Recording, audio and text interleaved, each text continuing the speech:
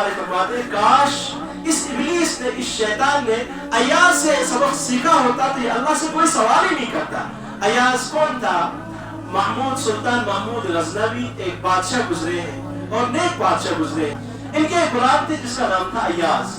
یہ ایاز تھا چھوٹا بچہ، یہ کوئی بڑا نہیں تھا۔ ہر وقت مجلس میں آتا تھا اور بیٹھتا تھا۔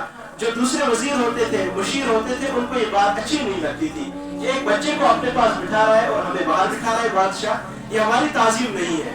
تو بادشاہ نے جب یہ بات سنی کہ اس طرح انہوں نے اعتراض کیا ہے تو خاموش رہے۔ ایک دن بادشاہ نے تمام وزیروں کو، مشیروں کو بلایا اور اس بچے کو بھی جس کا نام ایاز تھا اس کو بھی بلایا۔ تو ایک غلام سے کہا کہ ایک ہتھوڑا لاؤ اور ایک پتھر لاؤ۔ تو اس نے پتھر بھی لایا، ہتھوڑا بھی لایا۔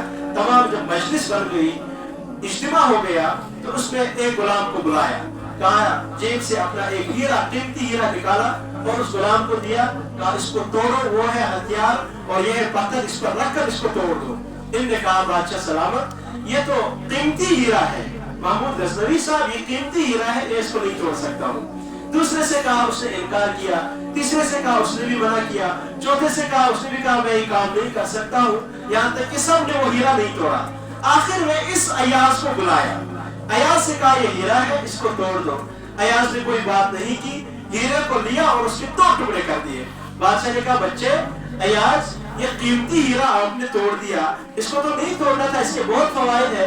تو ایاز نے واپس کہا بادشاہ محمود غزنوی، آپ میرے آقا ہیں اور قیمتی بالکل یہ ہیرا بالکل قیمتی ہے، لیکن مجھ سے زیادہ اور اس ہیرے سے زیادہ قیمتی وہ آپ کا حکم تھا، آپ کا حکم تھا، اس لیے میں نے توڑ دیا۔ تو مولانا روم رحمۃ اللہ علیہ فرماتے ہیں اگر ابلیس نے ایاز سے ہی سبق سیکھا ہوتا کہ وہ اللہ کو پھر یہاں سے سوال نہیں کرتا۔ اسی کا نام ہے ایاک نعبد و ایاک نستعین، رب ہم تیری عبادت کرتے ہیں اور تجھ سے مدد مانگتے ہیں۔ اب مجھے آپ بتائیے، ہم ایاز سے بھی گئے گزرے ہیں، صرف جوان یا بڑھ، ہم تو ایاز سے بھی گئے، وہ تو اچھا نکلا لیکن ہم اچھے نہیں نکلے۔